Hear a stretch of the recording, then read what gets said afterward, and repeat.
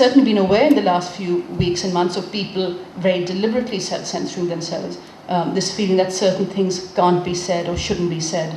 Again, it's not something I've been conscious of in my writing, but I don't know what my unconscious is doing, and the question is, what will my unconscious be doing post-Salman Taseer? Will it be doing something different?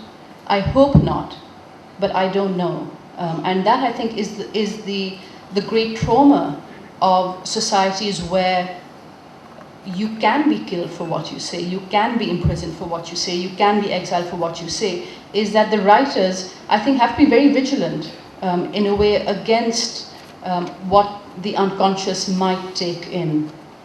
So it's a difficult one to answer, but it is something I imagine all writers from here have to look at. And one last question. Roxana.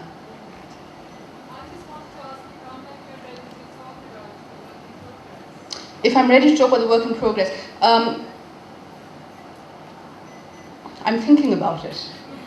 I think possibly not, because I'm still in such an early phase of it that I know that in some way I'm in that state of intimacy with it right now, that it just feels that to talk about it is to let go of the intensity in some way. I'll only say that it starts in 500 BC and it ends now. There's a good reason why babies are protected in the womb for 9 months.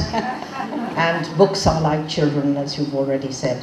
I'm sorry that we don't have more time, because there is such a lot to talk to you about, and your answers are so interesting. But thank you for coming here and being with us.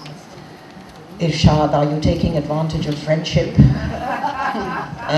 Go ahead. I want to ask about subtexts in Kamila. I mean, are there subtexts?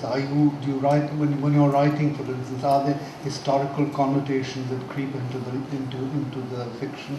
For instance, in Salt and Saffron, when you talk about the equal twins and the unequal twins and so on and so forth, are you talking perhaps about India, Pakistan, Bangladesh and things like that? Yes, and I think any novel which only works on the surface is not really a novel that's going to work.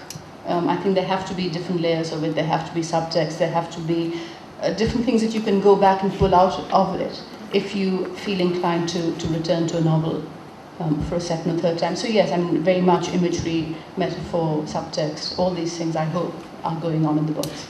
There would be no work for us academics and literary critics if there weren't the subtexts. So we are very grateful. Even if you don't have them, we'll put them there. Absolutely. And then I'll claim I knew about them all along. Thank you very much for coming.